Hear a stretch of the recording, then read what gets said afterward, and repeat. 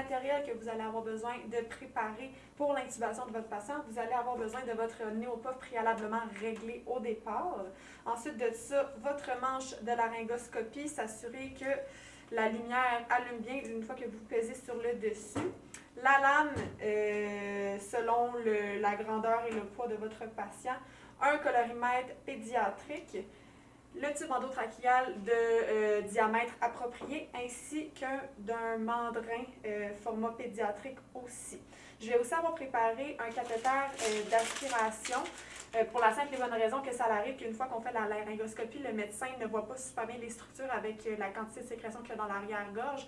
Donc, ils vont nous le mentionner, j'aurais besoin de la succion s'il vous plaît, et notre travail est seulement de lui donner le cathéter d'aspiration pour qu'il puisse aller aspirer à l'endroit où il veut aller avec sa laryngoscopie. Donc, pour ce qui est du tube, on va déjà le préparer avec le mandrin si on intube notre patient par la bouche, bien évidemment. Si on intube le patient par le nez, on n'aura pas besoin d'en installer un.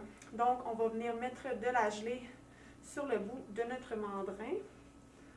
On essaie de garder notre matériel le plus stérile possible pour la prévention des infections. Moi, je fais toujours une espèce de petit pli comme ça pour m'assurer que mon mandrin ne sorte pas au bout de mon tube pour éviter toute blessure. Donc, on voit ici qu'il n'y a rien qui sort au bout. Je vais venir essayer de replier légèrement le bout de mon tube juste pour lui donner la courbure appropriée pour l'intubation. Donc, vraiment un petit peu courbé.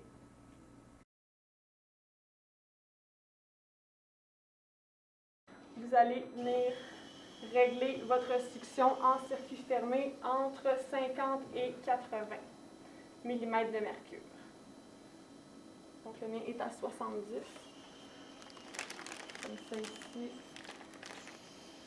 Et je suis prête.